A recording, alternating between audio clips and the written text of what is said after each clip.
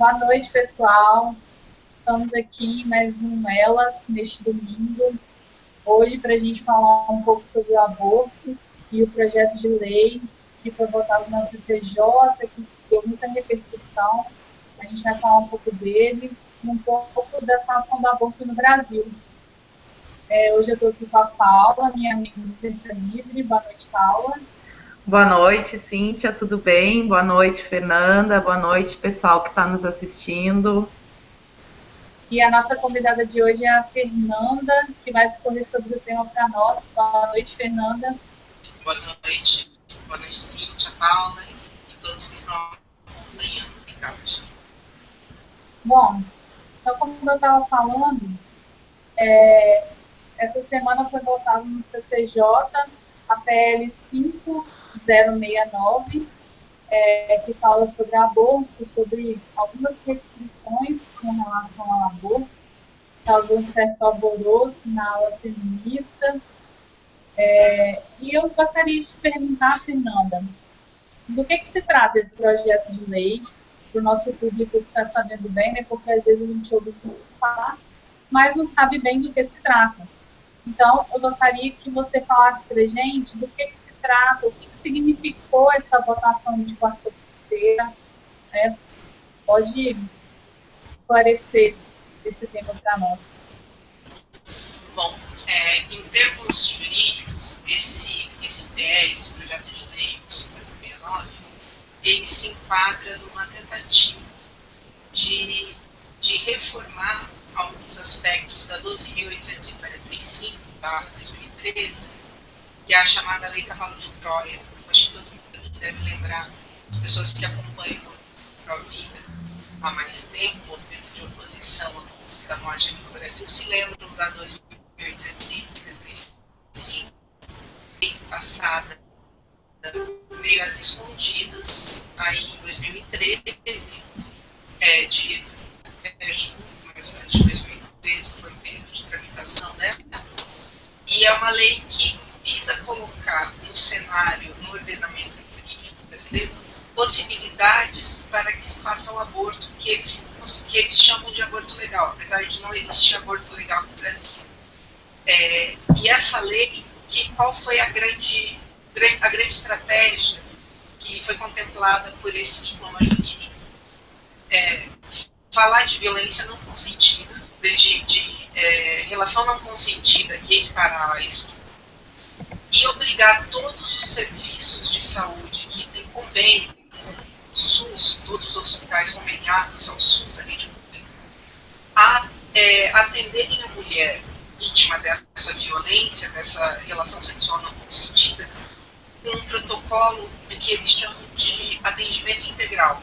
Dentro desse atendimento integral, estaria contemplada também a possibilidade de aborto feito na rede pública conveniada. A grande sacada dessa lei foi justamente não pedir a necessidade de comprovação dessa violência. E justamente dentro dessa situação, desse cenário, é que a 5069/2013 foi proposta no mesmo ano em que se aprovou a 12.845, você já houve a proposta dessa outra lei, então ela é de 2013. O que ela tenta fazer? Ela tenta disciplinar, tenta barrar, tenta fechar essas brechas que a 12.845, de maneira propositada, colocou. E de que maneira ela tenta barrar? Exigindo, e esse é o grande ponto da 5069, é a exigência de boletim de ocorrência e de exame de corpo de delito para aquela mulher que chega na rede pública, ou na rede conveniada ao SUS, falando que está grávida e que essa gravidez é resultado de uma relação sexual não consentida e que por isso ela pode ter o aborto, ela deve ter o aborto como protocolo de atendimento do SUS. Esse é o âmago da questão da 5069. Estamos tentando tentando barrar uma brecha que foi aberta de maneira calculada pelo movimento pró-aborto dentro do Brasil. E é por isso que está tendo toda essa gritaria, todo esse bafafá.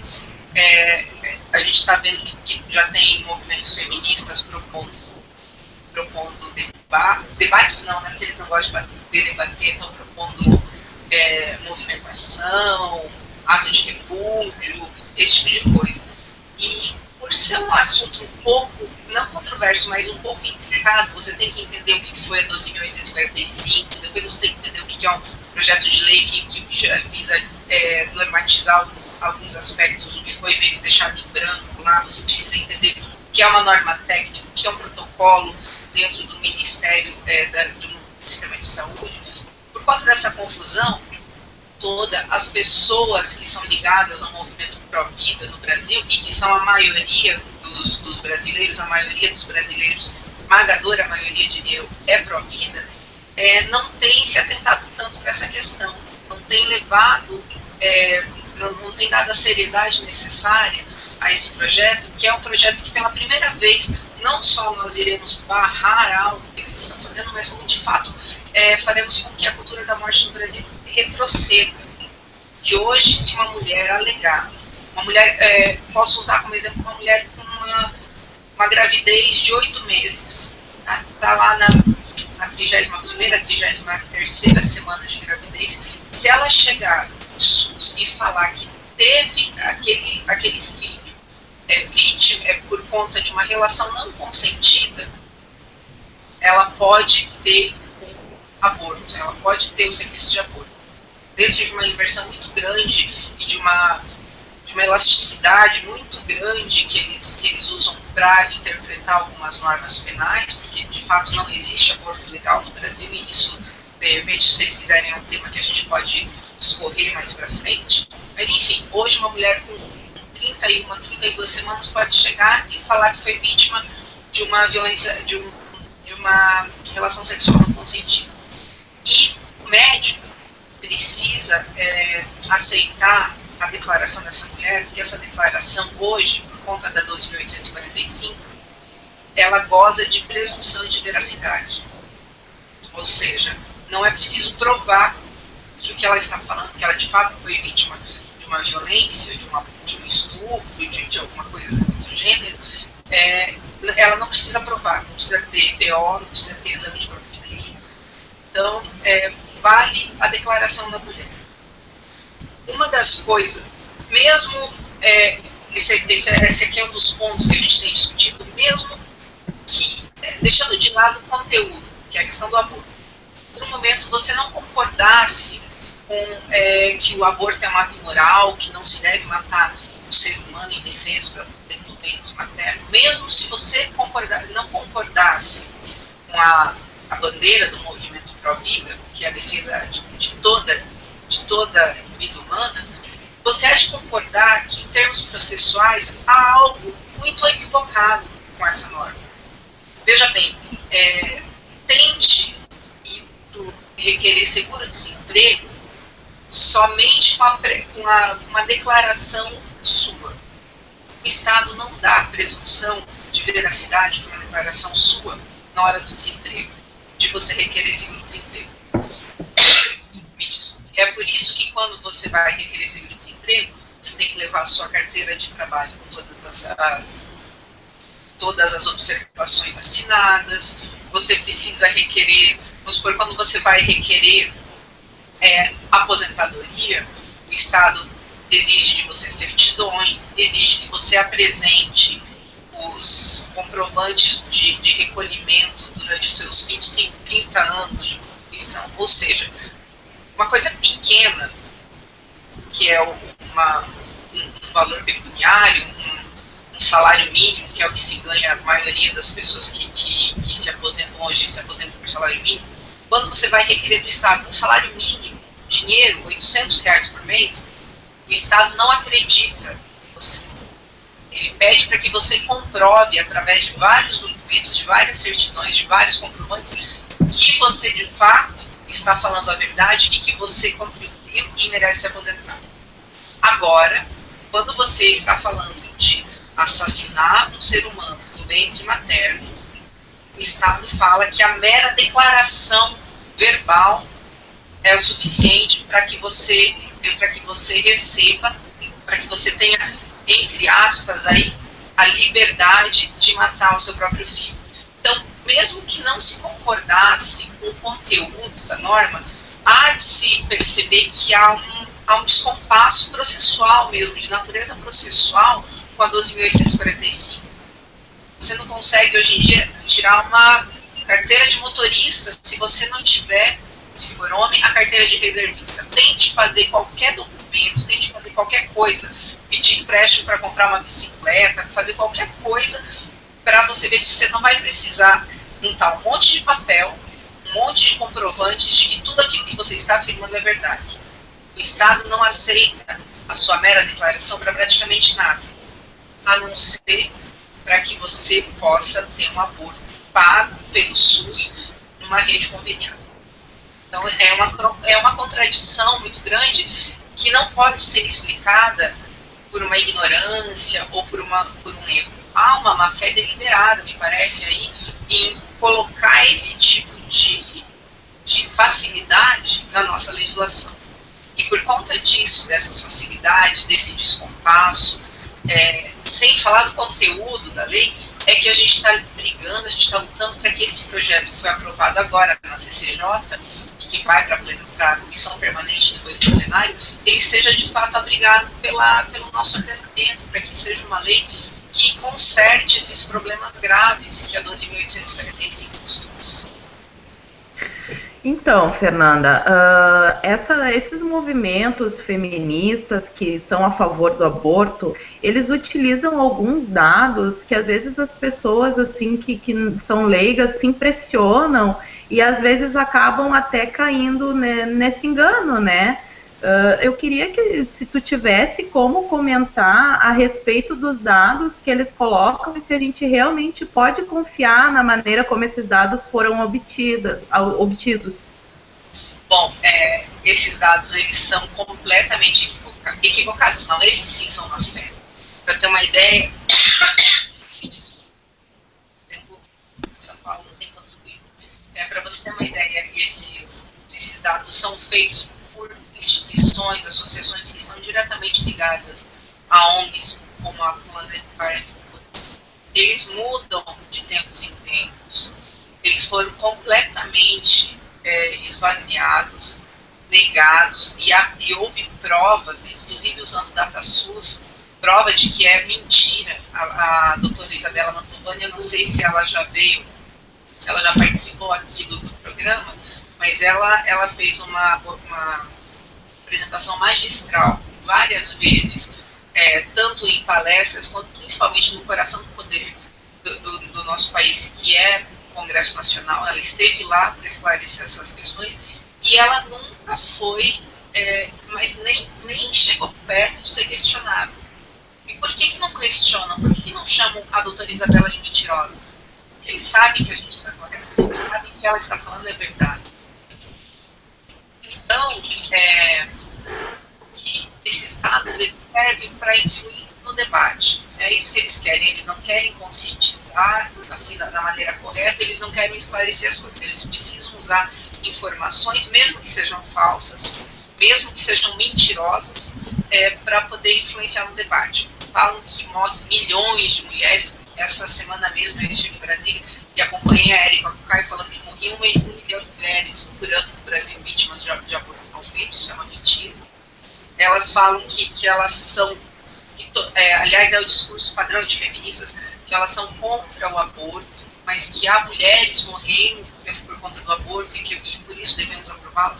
Ora, se há mulheres morrendo do aborto, e aborto mal feito em clínicas clandestinas, que se façam investigações, que a Érica Cocai, que a Maria do Rosário, que são parlamentares, e toda a bancada feminista que está lá defendendo, que se escondem atrás das mulheres para defender uma agenda que é de poucos, que elas abram uma CPI para investigar clínicas de aborto. Todo mundo aqui é contra. Ninguém quer ver mulher nem pobre, nem rica morrer por conta de aborto. Então, que se corra atrás das pessoas que ganham dinheiro fazendo aborto clandestino. Só que elas nunca se tocam nesse assunto a partir dessa abordagem, né? É sempre assim, já que existe o aborto, então vamos legalizá-lo, que vai ser melhor para a mulher pobre, porque a mulher rica, ela tem aborto, a mulher pobre não tem. eles conseguem jogar, temperar uma luta de classes para tentar fazer com que a gente se coloque a favor do aborto para proteger a mulher que morre. E de fato, essa é uma falácia delas, que qualquer um pega esse discursinho puro, se parar 5 minutos para meditar a respeito disso. É muito preocupante, né, Isabela? Oh, perdão, Fernanda. A gente perceber que a lei, antes ela dava tanta autonomia assim, para a palavra de uma mulher, estava praticamente abrindo as portas mesmo para o aborto, porque quem conseguiria provar, né, assim, a declaração dela tem essa presunção de veracidade, então ela chegar lá e somente dizer que foi estuprada, mas não foi, teve só uma relação e uma gravidez indesejada, né?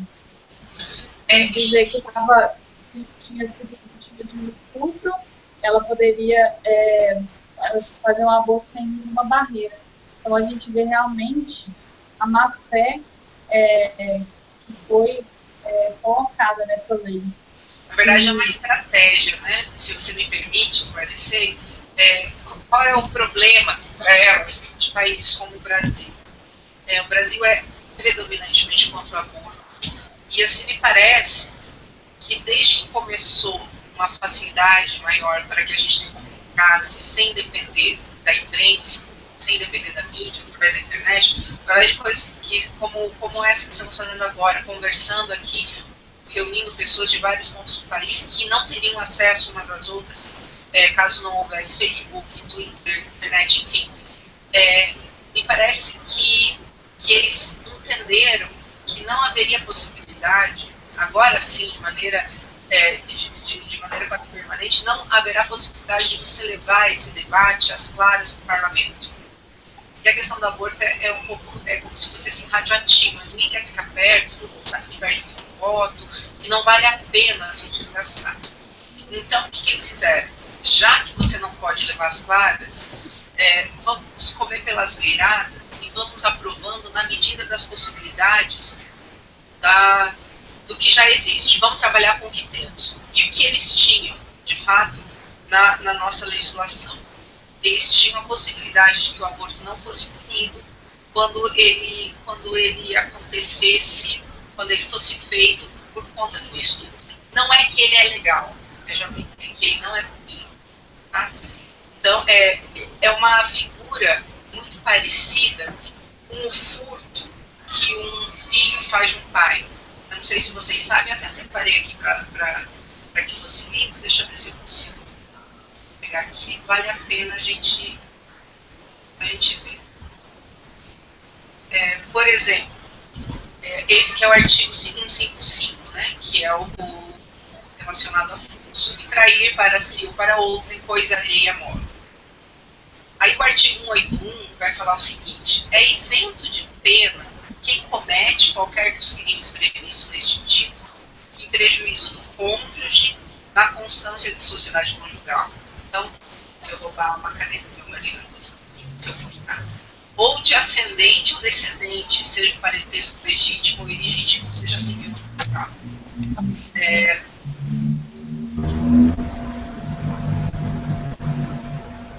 Da mesma forma, a gente fala do artigo do Código Penal: o aborto não se pune. Não se pune. Não é que ele deixa de ser crime. Ele não se pune. Ele continua crime. Mas ele não é punido do jeito que o furto continua sendo punido. Mas ele não é punido. Agora, alguém em sã consciência poderia dizer que existe um direito a roubar, a furtar do seu próprio pai ou da sua própria mãe? Não existe esse direito. O que existe é a não punição caso você faça. Ele continua sendo crime. Será que pode existir, a partir disso, o nosso Código Penal, o nosso ordenamento jurídico? E a própria lógica de toda a teoria geral de Estado presume um programa chamado furto legal, redução de danos para furto dos filhos contra os pais. Não existe isso. Só que como o aborto é uma causa ideológica e é uma causa que eles estão tentando avançar, eles precisaram criar esses malabarismos para interpretar dessa maneira. Opa, não é punido em tal caso, então vamos falar que ele é legal. Ele é legal, então vamos falar que é um direito da mulher. Alguém tem o direito de roubar o seu pai? Alguém tem o direito de roubar o seu marido, de furtar alguma coisa do seu marido? Ninguém tem esse direito. Da mesma maneira que ninguém tem o direito de fazer um aborto. O que acontece é que o aborto, se aconteceu, ele não será punido caso a mulher tenha sido vítima. É diferente de falar que você tem um direito. Só que é essa a interpretação que é ensinada na esmagadora maioria dos livros de direito penal, na esmagadora maioria dos cursos de direito Brasil afora. É difícil você tirar essa mentalidade das pessoas. E porque as pessoas, elas só estudam direito, desculpa, muito mal e porcamente na maioria das vezes, e porque elas abrem mão de estudar o que está por trás, que é a política, que afinal de contas é a geradora das leis, né, a geradora do parlamento, você tem as leis que acabam influenciando o Código Penal, elas ficam à parte dessa discussão toda e elas não entendem por que aquela interpretação pode ser assim. Então, a questão do aborto no Brasil, ela é uma parte já de uma interpretação equivocada de dispositivos do Código Penal e contando com a ignorância da maioria das pessoas que estão hoje numa faculdade de direito, daqueles que a gente chama de operadores de direito, eles aprofundam ainda mais essa malandragem, que é falar que você tem direito ao aborto e que esse, entre aspas, direito ao aborto tem que ser exercido enquanto o Estado está pagando o aborto. Aí mudou-se também outra questão, que é a definição. Porque a 12.845, que eu citei, e que vale a pena, de repente, quem tiver interesse mais tarde procurar e ler essa... A 12.845,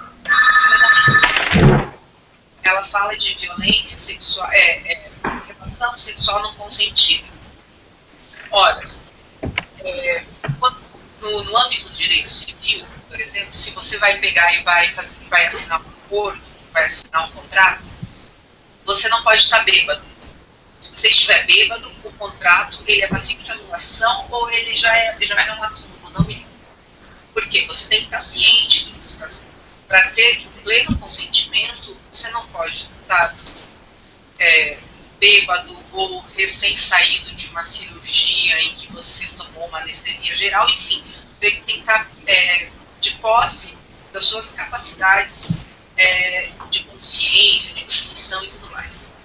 Então, usando como analogia, uma menina que foi para uma festa, uma mulher que foi para uma festa, que bebeu todas, e portanto não estava no uso pleno de sua consciência, ela pode alegar que ela teve uma relação não consentida. Ela só poderia consentir no uso pleno de sua razão e ela teve essa razão subtraída pelo porre, pela embriaguez. Ela poderia alegar, olha quão elástico ficou o conceito que a 12.845 nos deixou. Ela poderia alegar que aquela gravidez é fruto de uma relação sexual não consentida. Não houve ameaça, não houve violência, não houve nada. Houve só o não consentimento em 100% de sua capacidade. Mas ela poderia alegar e fazer um aborto por conta disso. Então, são essas questões que estão sendo trabalhadas e estão sendo... Há uma tentativa de se corrigir no projeto de lei 5069 de 2013. Então, Fernanda, eu queria que tu comentasse, assim, porque a gente conhece um movimento sabendo quem é que financia, quem é que está dando dinheiro para que esse movimento aconteça, né? Assim que a gente sabe as reais intenções. Eu queria que tu comentasse para a gente um pouquinho a respeito de quem financia esse movimento pró-aborto e quais que são, assim, os reais interesses por trás desse movimento. Bom, como financiamento você tem essas grandes fundações internacionais. A Fundação Ford, que foi quem praticamente iniciou todos os serviços, o movimento feminista aqui no Brasil. Você tem a Fundação Rockefeller, a MacArthur. A MacArthur, de uma maneira especial, foi a responsável aqui no Brasil, que elas meio que se dividiram, assim, as funções.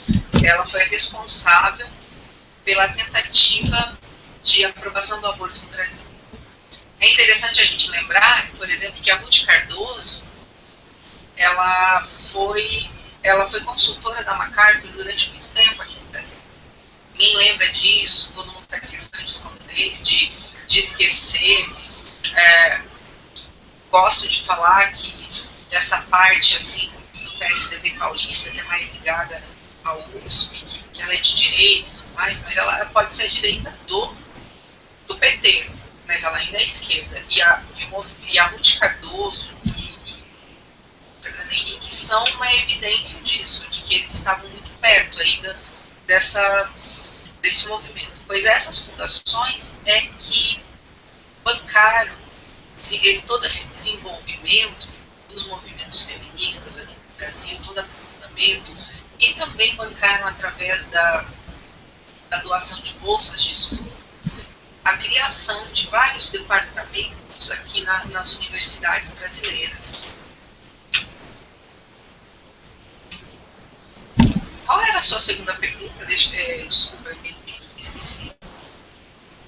Não, eu queria saber exatamente isso, sobre as pessoas que estão financiando e qual que é a verdadeira intenção delas, a falar sobre o planejamento familiar, porque parece uma coisa assim tão linda, tão amorosa, pelo amor ao próximo, né? Então muitas pessoas acabam caindo até por inocência. Então eu queria que tu deixasse claro assim quais são as verdadeiras intenções que estão atrás dessa campanha pró-aborto.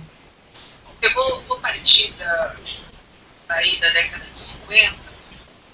Na década de 50 você tem nos Estados Unidos o Rockefeller, que já estava convencido de que o crescimento populacional era um problema. O crescimento populacional mundial era um problema. E aí o que ele precisou fazer, o que ele entendeu que ele precisava fazer para conter esse crescimento? Horas. Intervir diretamente na vida das pessoas para que elas não tivessem mais filhos. Como fazer isso? Né? Aí é que são elas. Como que você vai fazer isso? Eles tentaram de várias maneiras. Primeiro, ele criou o CFR, me esqueci agora, é o Conselho Populacional. Não, o Foreign Council é outro, esse aqui é o Conselho Populacional. Ele cria o Conselho Populacional e já 2 anos depois de ele ter tentado fazer isso na Fundação Ford, que ele não conseguiu, na Fundação Rockefeller ele não conseguiu, ele vai dar assessoria para a Fundação Ford, e aí a Fundação Ford passa de uma hora para outra, porque ela teve uma grande doação, a ser a maior fundação internacional do mundo. E ela teve os seus trabalhos guiados por essa mentalidade do Rockefeller, ele que assessorou, e eles começam a trabalhar para que haja contenção da população a nível mundial. Por quê? Toda aquela teoria malthusiana de que faltaria terra, as pessoas morreriam, e que você teria guerras por falta de água, falta de comida e tudo mais, tudo isso atormentava o Rockefeller. Então ele conseguiu fazer com que a Ford abraçasse essa preocupação, a Fundação Ford abraçasse essa preocupação dele e trabalhasse para tentar chegar a zero o crescimento populacional mundial. Qual foi o primeiro? Isso ele fez pela Fundação Ford, e também ele tentou fazer por lobby político, né? Lobby político dentro dos Estados Unidos. O que ele conseguiu?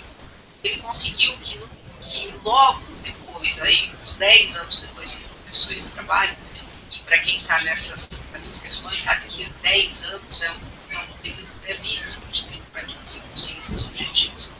Ele conseguiu fazer com que essa visão que ele tinha, o crescimento populacional, como fonte de uma insegurança mundial, fosse abraçada pelo governo americano. A partir daí, o governo americano começa a bancar, o governo americano e a Fundação Ford começam a bancar iniciativas, atividades que tenham como finalidade a contenção do crescimento populacional. Qual foi a primeira atividade de cunho prático deles? Afinal de contas, criar pessoas capacitadas para entender esse fenômeno. Então, você tem a criação de centros de estudos demográficos, mundo afora, sobretudo em países que eram países-alvo dessa política, países de terceiro mundo, que são extremamente populosos, como Nigéria, Brasil, né, o nosso país entrou na roda, Colômbia, México, Índia. Eles começam a trabalhar para formar pessoas que entendam e que consigam dar uma fundamentação ao que eles estão falando, ao que eles apontam como problema, que é o crescimento populacional. Então, eles colocam fulaninho para estudar ciência demográfica. Então, de uma hora para outra, você tem um grupo de pessoas, de demógrafos, estudando, ganhando bolsas de estudo, Fundação Ford, todos os departamentos, dava dinheiro a revista de demógrafos do Brasil, como se fosse assim, uma associação de historiadores, associação de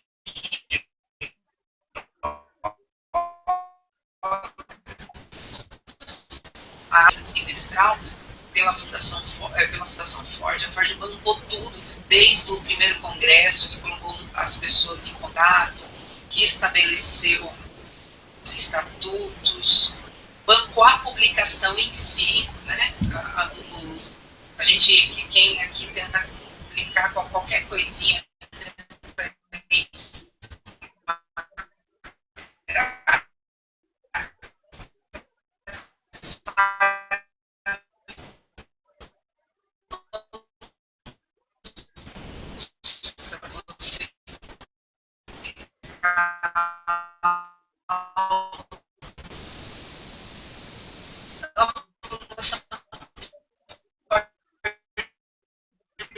Fernanda, tá cortando o teu áudio.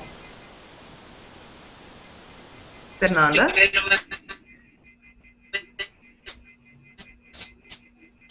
Deu problema no áudio da Fernanda. Acho que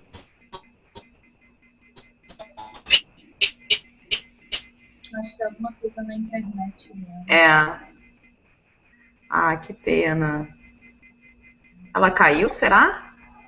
Parece que sim. Bom, a Fernanda ela falava justamente do financiamento dessas campanhas para o aborto, né? Como ela estava falando, começou-se essa preocupação de montante populacional, de futuramente faltar, por exemplo, água, as pessoas entrarem em guerra, e começou-se a criar essa coisa de controle populacional.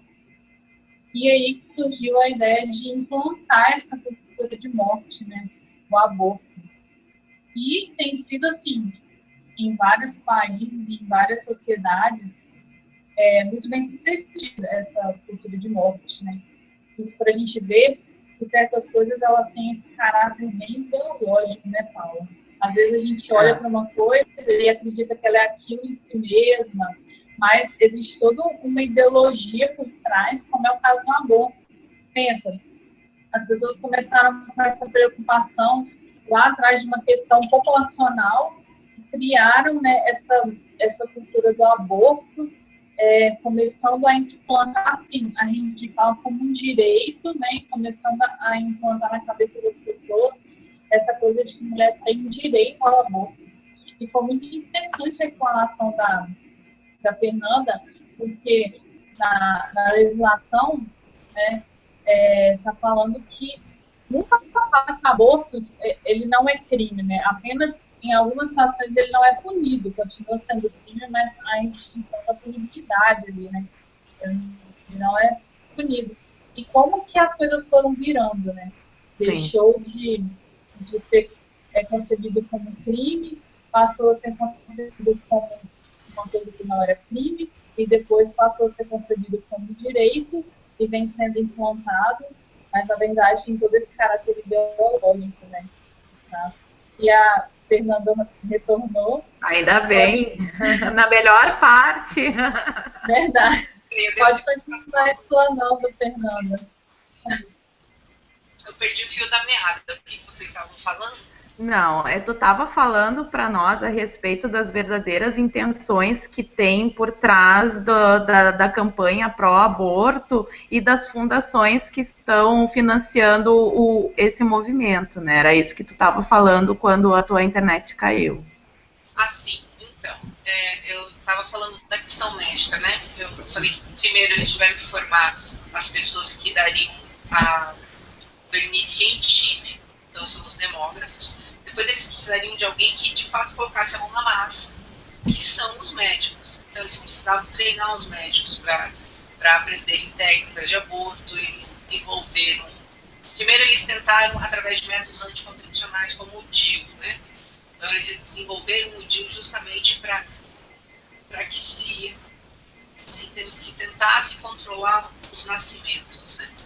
E todo mundo sabe, não sei se vocês sabem, no DIU eles mantiveram assim, fábricas na Coreia, na Índia, mantiveram longe, tanto dos Estados Unidos quanto da América Latina. Por quê? Por que houve esse distanciamento momentâneo, estratégico, da América de uma maneira em geral? Porque eles tinham medo, o Rockefeller tinha muito medo da posição que a Igreja Católica tomaria caso eles colocassem os DIUs aqui na América.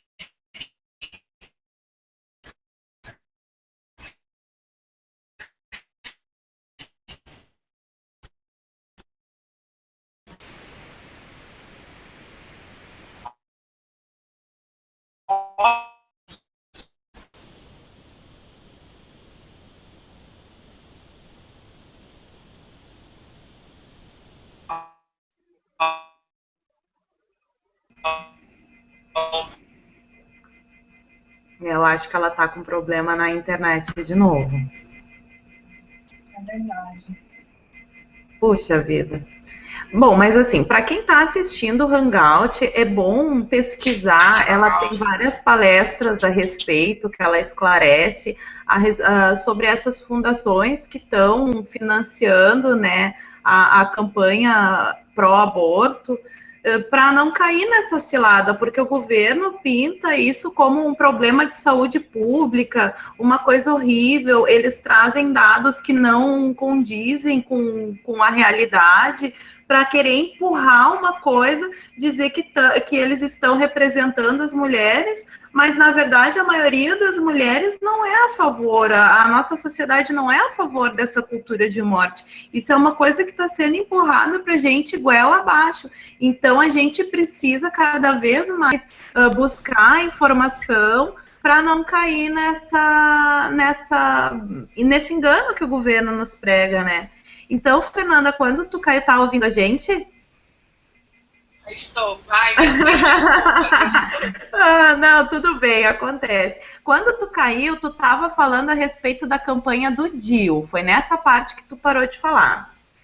Que eu tinha falado que eles abriram mão de fazer isso por uma questão estratégica na América, né? Isso. Por medo das reações tanto da igreja quanto da sociedade de uma maneira em geral.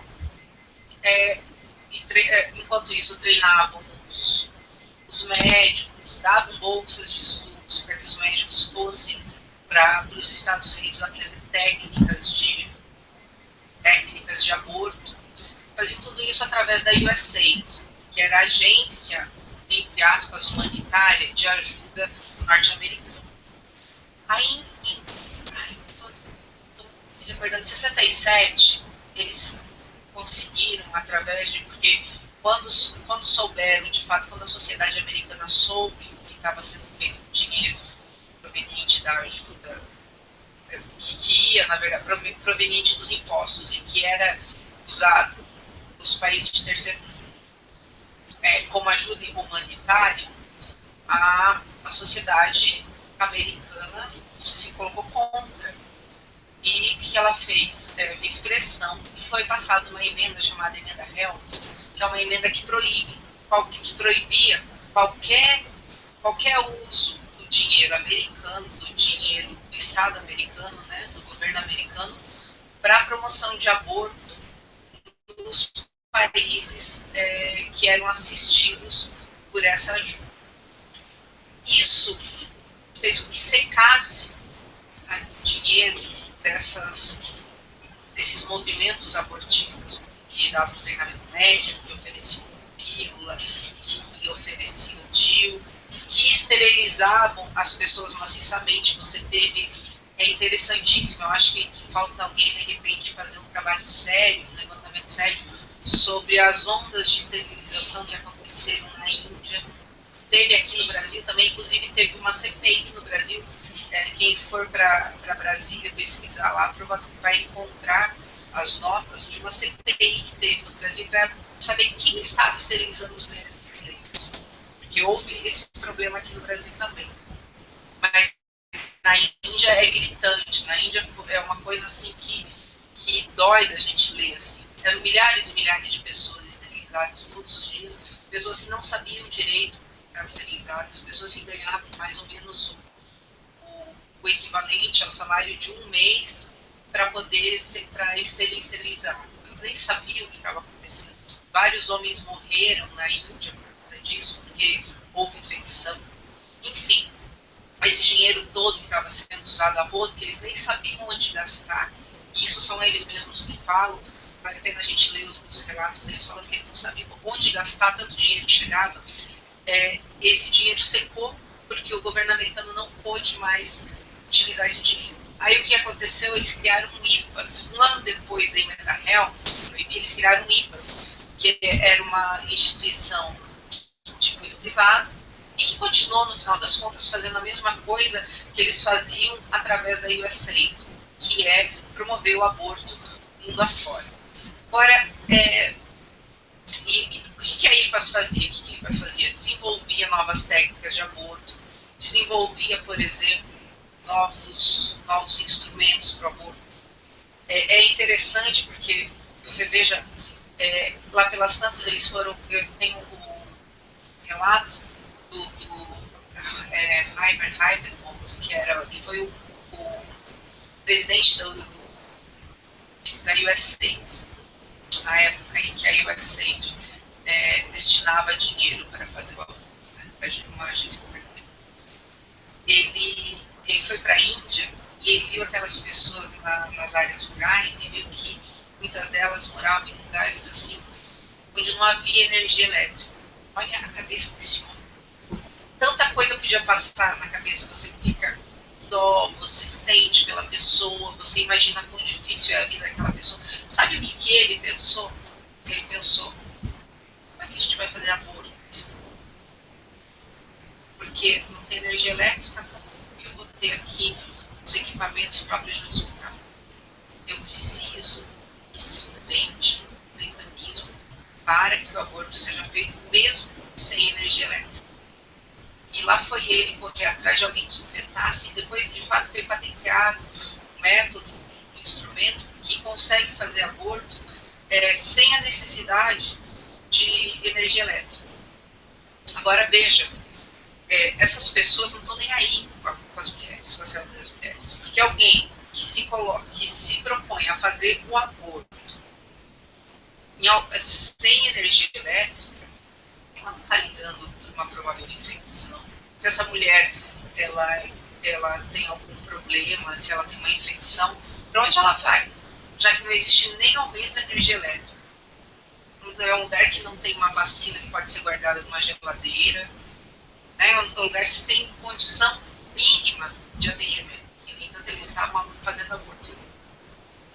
Quando segue esse dinheiro, então eles fazem o IPAS, e mesmo o IPAS desenvolvendo tudo isso, a ponto de fazer um instrumento de conseguir patentear sei lá como é o nome lá do equipamento, que consegue fazer aborto sem a necessidade de energia elétrica, eles não conseguiam atingir o número necessário que eles tinham proposto para que se fosse estabilizada a população, ou seja, o crescimento populacional, apesar de ter diminuído com os abortos, as esterilizações, os DIUs, as pílulas, distribuição de pílula, tudo mais, ele ainda não tinha chegado aos níveis desejados pelo Conselho Populacional. E aí que interessante, aí que entra o movimento feminista, porque eles perceberam que eles tinham chegado num ponto de estagnação. Que as mulheres, afinal de contas, enquanto elas continuassem querendo ter filhos, elas iam continuar querendo ter filhos. Então era preciso fazer uma mudança, não mais no modo de os médicos tratarem as mulheres quando elas precisam de um aborto, mas fazer com que as mulheres por si mesmas, entre aspas, por si mesmas, procurem diminuir o número de filhos e mesmo abortarem. Vejam os filhos como se fosse um problema, como se fosse um fardo. E aí é que entra, é uma questão de engenharia social. É aí que entra o papel da sociologia,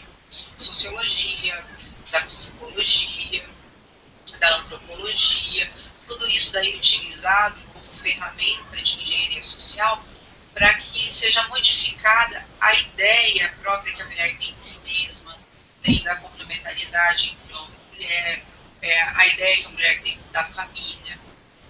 Enquanto você não mudasse isso, você não mudaria o crescimento populacional.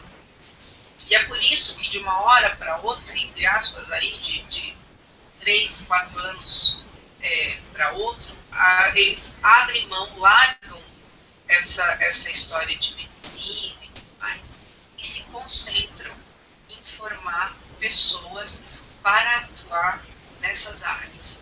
Então, são pessoas prontas para o debate na televisão, são pessoas prontas para levantar certas bandeiras na área da psicologia, na área da sociologia.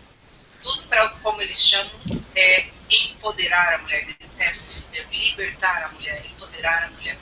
Na verdade, é para fazer com que a mulher ela corte todos os laços que ela de uma maneira natural constrói com o homem, com a sua família, e seja mais um indivíduo atomizado numa sociedade sem nenhum outro corpo social, como as famílias e outras comunidades. É aí que está inserida a questão do debate a respeito da 5069, inclusive por uma questão que tem passado despercebida. Veja, o feminismo sempre fala que é contra a violência, contra a mulher, que protege a mulher, mas, pois bem, hoje o movimento feminista e sobretudo os deputados que estão se colocando contra a 5069, eles estão na prática, queira eles ou não, acobertando um provável estupro. Porque se aquela mulher que chegou lá e falou que foi vítima de estupro, se de fato ela foi vítima de estupro, não seria bom que ela fizesse um BO, fizesse um corpo de delito? Porque sem o BO é o início de todo o processo. Sem o BO você não tem o inquérito policial, sem o inquérito você não tem a possibilidade de abertura de uma ação penal, e sem uma ação penal você não tem como sentenciar o condenado. Você não tem como, na prática, mandar para a cadeia, porque apodreça na cadeia o estuprador.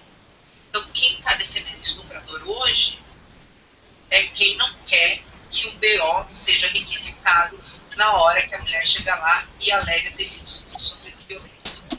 Outra coisa, tem se colocado que a mulher não deve fazer BO, não deve fazer exame de corpo de delito, porque seria um segundo uma segunda violência contra a mulher. Olha, se há problemas, porque me falam que é uma vexação, você se submeteu ao exame de corpo de delito e tudo mais. Se há algum problema, primeiro, há uma rede de delegacias da mulher no Brasil inteiro. Você não pode falar que todas as delegacias da mulher tratam mal as mulheres. Até ontem se festejava que existiam delegacias da mulher no Brasil. Hoje, como realmente não se... por essas pequenas coisas dá para você perceber que eles não estão nem aí para a verdade, para mentir. Que até ontem, quando era para avançar a posição da mulher, olha, a mulher delegada, a mulher isso, a delegacia da mulher, até ontem. Hoje, como eles têm que falar que a mulher precisa correr da delegacia e não pode ir lá fazer o BO, então a delegacia da mulher não serve mais para nada. E a delegacia é um lugar de opressão, onde você é vítima pela segunda vez. Se houver algum problema, de fato, e eu não estou falando que não possa haver, mas se houver algum problema no exame de corpo de delito, que seja denunciado, a gente tem ouvidorias, a gente tem corregedorias. Agora não dá para você jogar no lixo o trabalho de milhares de profissionais ligados às delegacias da mulher e aos IMLs do Brasil inteiro com essa desculpa. Aí a gente vê que não é verdade. No fundo, o que se quer é deixar o aborto correndo livre, leve e solto no Brasil. Mesmo que isso signifique deixar um eventual estuprador solto.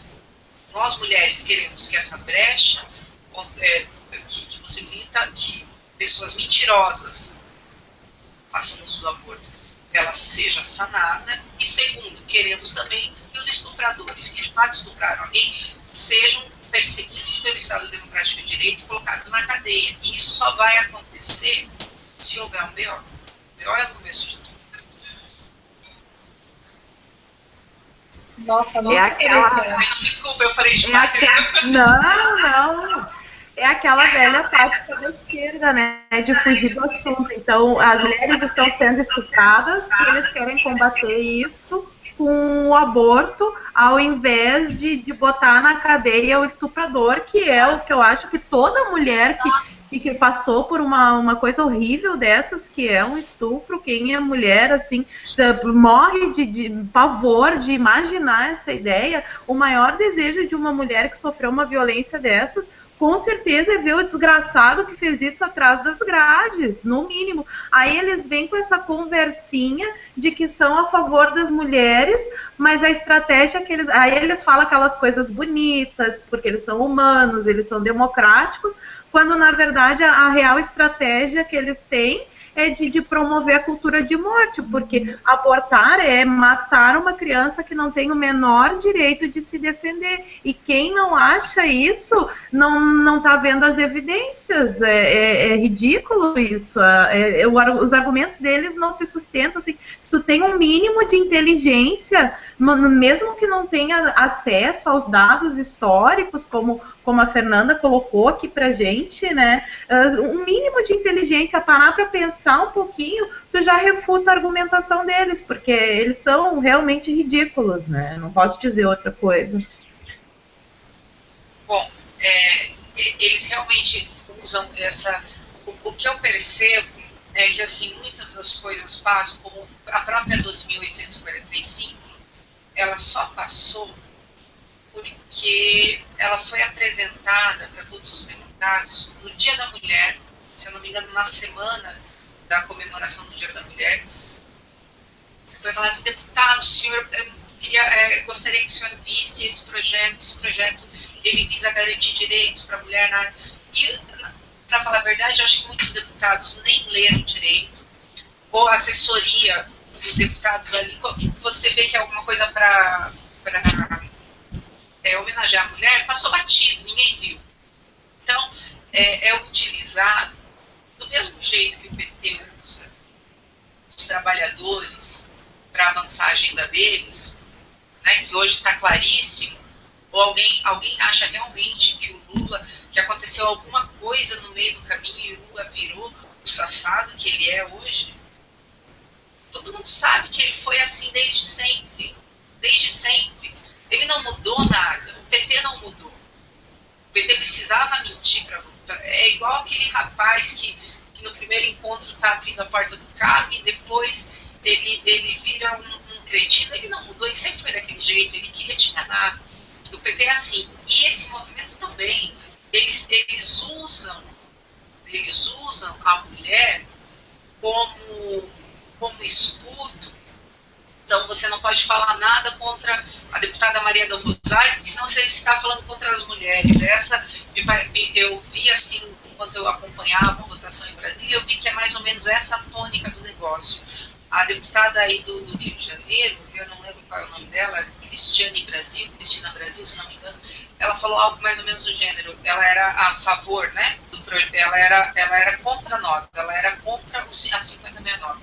Ela falou que ela ia perder a votação, mas que ela perdia sabendo que ela estava perdendo para um grupo lá na CCJ que era composto só por homens. Opa, peraí, sabe? Eu estava lá sendo representado, o meu deputado, eu votei no deputado que é homem. Então, eles estão lá representando as mulheres, não se escondam atrás da condição de mulher, porque vocês não falam por todas as mulheres. Eu acho que é isso que precisa ficar muito claro para os deputados, para os parlamentares, que o 5069 não tem nada a ver com mulheres. Não dá para você usar a categoria mulheres para falar que se está sendo contra ou se está sendo favorável. Foi essa armadilha que fizeram para a aprovação da 12.845. Deputado, aprova aqui, assina aqui, essa lei para o Dia das Mulheres, comemorar o Dia das Mulheres. Só que eu acho que esse tempo ele acabou no Brasil. No Brasil está ficando claro, tanto para os deputados, quanto para os assessores, eu percebi que o movimento feminista, ele não é o representante das mulheres. Então, cabe a gente também se colocar à disposição para explicar nosso posicionamento de uma maneira educada, acordada, mais firme, sabe? Fundamentada, para que eles entendam que as mulheres brasileiras, assim como todos os homens, também são contra o aborto. E que essas agendas, né, a questão de gênero, a questão do aborto, a questão da redefinição da família, não passem escondidas, porque eles não veem a clara, eles têm que se esconder atrás de alguma coisa. Então, que não falem que vão passar gênero, que são pelas mulheres, como eu já vi muitas, no começo era essa mais ou menos a tônica da argumentação do lado, ou que vão passar o aborto, porque essa é algo que as mulheres brasileiras querem. As mulheres brasileiras não querem isso, elas querem criar seus filhos, elas querem ter condições de criar seus filhos, elas querem que o Estado saia de cima delas para que a gente possa ter uma família em que eventualmente a mulher não precise trabalhar mesmo, se ela quiser ficar em casa cuidando dos filhos, que ela possa ficar. Agora, quando você tem um Estado comendo 40% do que toda a família ganha, realmente a mulher tem que ir para o trabalho mesmo, passar o dia inteiro fora, longe dos seus filhos, sem poder ter tempo para cuidar de outras coisas, porque ela mal consegue colocar comida na mesa. E isso precisa ficar claro para as pessoas e precisa também, acima das pessoas, mas acima de tudo, para os parlamentares que votarão, afinal de contas, a 5069, né? Que é o tema da nossa conversa hoje. O que mais me entristece é ver as pessoas comprando, né, essa argumentação. Às vezes, pessoas que não têm essa noção, né, não tem ideologia atrás de tudo isso, mas também não está querendo procurar saber.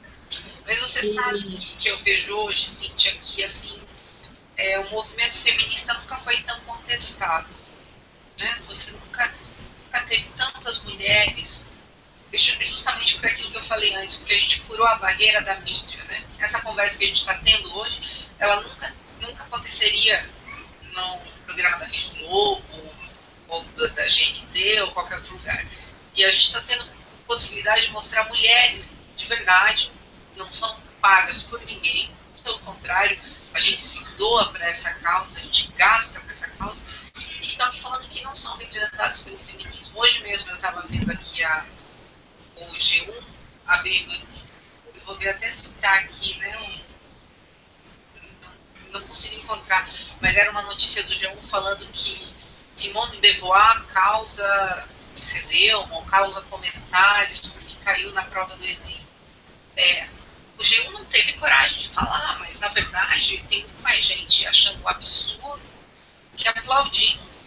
Então a gente está contestando. Eu acho que o movimento feminista virou quase que uma caricatura de si mesmo, e as pessoas estão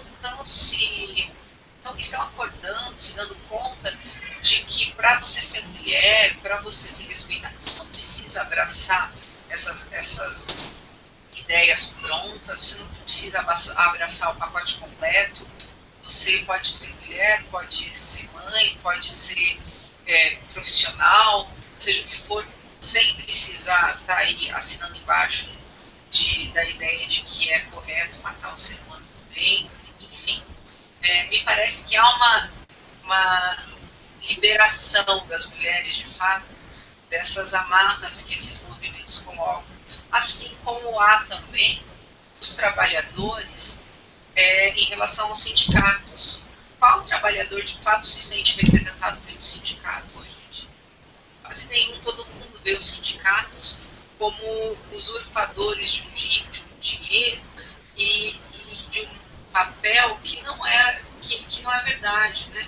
Quem aqui, como professora, porque eu sou professora, se sente representado pelo sindicato dos professores? Quase ninguém. A não ser os sindicalistas mesmo, os que vivem disso, né? E é em todo o Brasil. Eu também sou professora e eu sei porque todos os professores reclamam na sala dos professores do sindicato. E todo ano é uma chapa única e é sempre os mesmos, assim, entendeu? Não muda. O DCE também que representa os estudantes do Brasil. É uma representação de fachada para a pessoa se iludir que ela está sendo representada, só que lá dentro dos gabinetes se assinam os acordos que são de interesse de quem está no poder, né? A gente vive numa oligarquia. Então, essas pessoas que se dizem como Partido dos Trabalhadores, eles hoje são a oligarquia que está mandando e que está empurrando goela abaixo muita coisa aí, né? Que a população não aceita. E graças a Deus eu também vejo assim, um movimento das pessoas que estão se acordando para a realidade, né? Como se saísse de uma Matrix. De um dia para o outro tu percebe que tu foi enganado a vida inteira. E daí tu começa a falar e tu começa a entender, tu começa a ser chamado de louco, e daí tu começa a entender o jogo deles. Só que a gente não vai mais jogar o jogo deles. Graças à internet, como tu falou, a gente tem esse poder de comunicar as ideias e de espalhar elas, mas também é dever das pessoas procurarem e irem atrás, né? Eu vi já várias palestras tuas, nossa, sou tua fã, Fernanda, adoro. Tem o pessoal que quiser procurar e saber, porque é uma história muito bizarra, assim, realmente parece ser uma teoria da conspiração, só que se for uma teoria da conspiração, ela é real, né? E é como se puxasse o fio da meada, tu busca por um assunto e começa a descobrir várias informações e de repente aquelas coisas que tu achavam que eram maluquice dos outros ou até tua, começam a fazer sentido, né? Então é muito importante as pessoas não acreditarem em tudo que elas ouvem, assim, lerem os livros. Eu também li o livro da Butler, comentei. A gente tem que ler e começar a refutar essas ideias com embasamento para que, assim, expor o quão ridículas são as causas que elas defendem, entendeu? A gente só precisa expor isso para as pessoas. Ir para o debate, ninguém tem medo aqui de ir para o debate, sabe? Quem está fugindo, quem está criando uma cortina de fumaça é o outro lado. A gente sabe bem claro, a gente defende claramente tudo que está no 5069. Quem precisa criar historinha, quem precisa fazer de conta que está defendendo a mulher são os outros, nós não precisamos. Aliás, a 12.845 já é uma prova de que quem está agindo por baixo dos panos e com vergonha não, mas sem coragem para falar o que quer fazer são eles, não somos nós. É verdade. Bom, como a Paula falou, é sempre bom a gente acompanhar pessoas que têm esse embasamento, como a Fernanda. Nós também postamos na nossa página do terceiro livro um vídeo da doutora Isabela, que a própria Fernanda citou para a gente, desmentindo os dados sobre o abuso que a gente constantemente ouve. É um vídeo muito interessante, muito rico. Se vocês me permitem, eu sugeriria que vocês conversassem com ela. Ela eventualmente fazer um programa, não sei. Ela tem, assim, um traquejo e uma explicação bem didática, de modo a ficar claríssimo que essa questão dos números, como eles apresentam, é uma mentira, assim, grotesca, né? Fabricada, mas grotesca, que não dura 2 minutos de análise séria. Não, com certeza.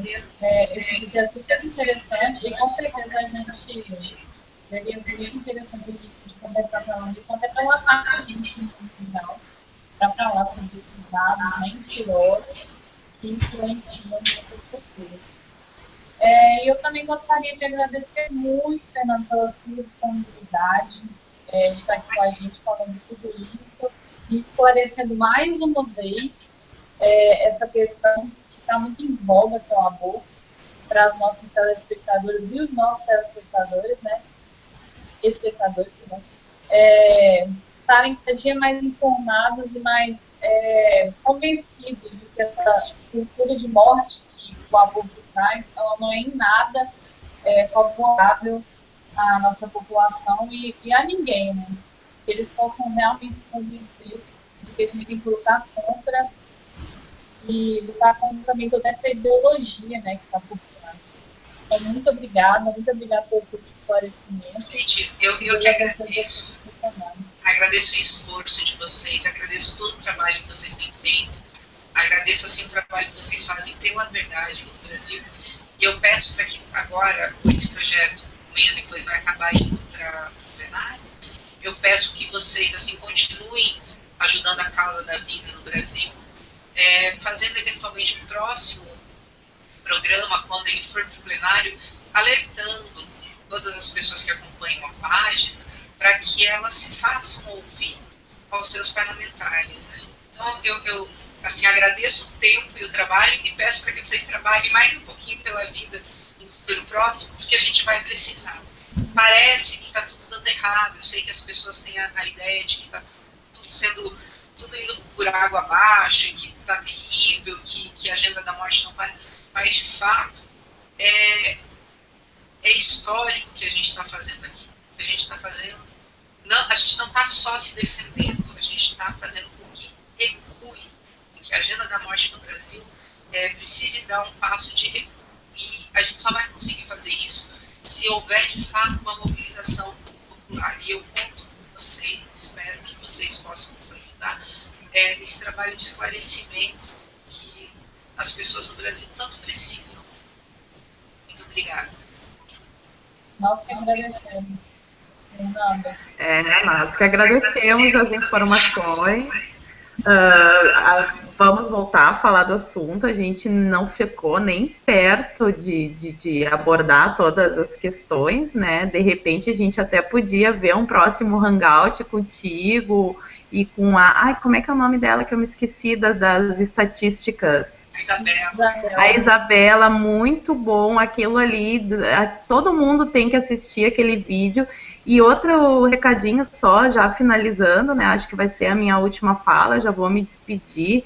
Eu vejo também muitas pessoas que ficam falando que isso é coisa de fundamentalista da igreja, então eu vou deixar bem claro aqui, as meninas são católicas, né, mas eu não tenho religião, eu não frequento a igreja e eu apoio totalmente os movimentos católicos, evangélicos ou de qualquer outra religião, porque o que eles estão lutando ali não é por dogmas ou por doutrinas, e sim pela melhora da vida das pessoas mesmo, para que a gente seja representado.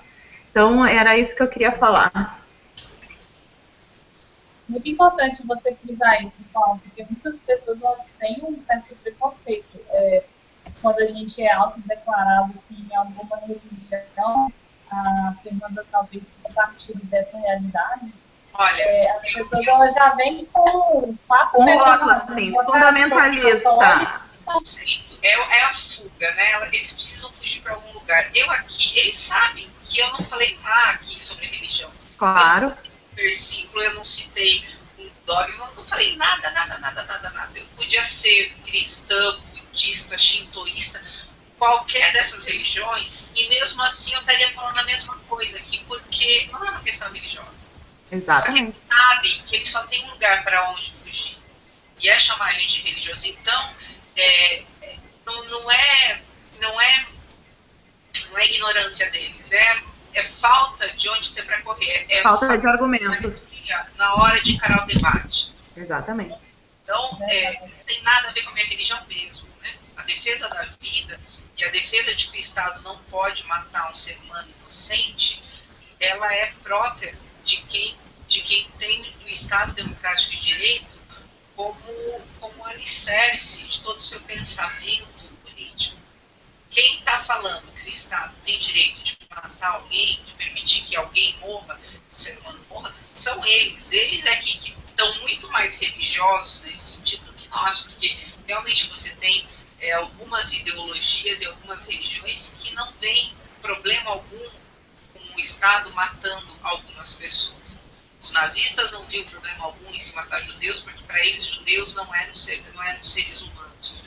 Os comunistas não veem problema nenhum em fazer aquela pilha de cadáveres, porque para eles a própria dignidade do ser humano ela é dada através da socialização.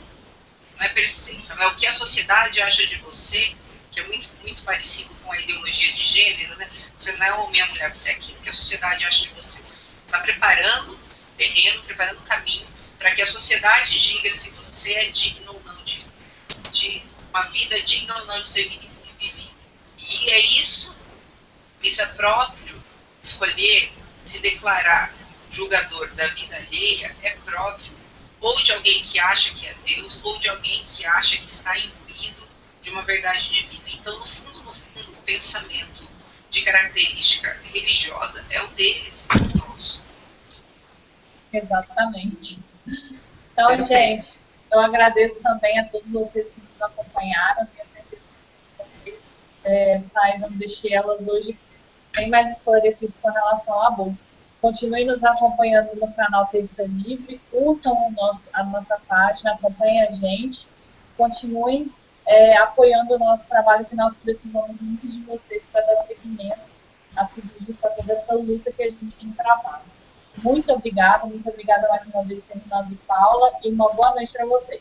Boa noite. Boa noite, pessoal.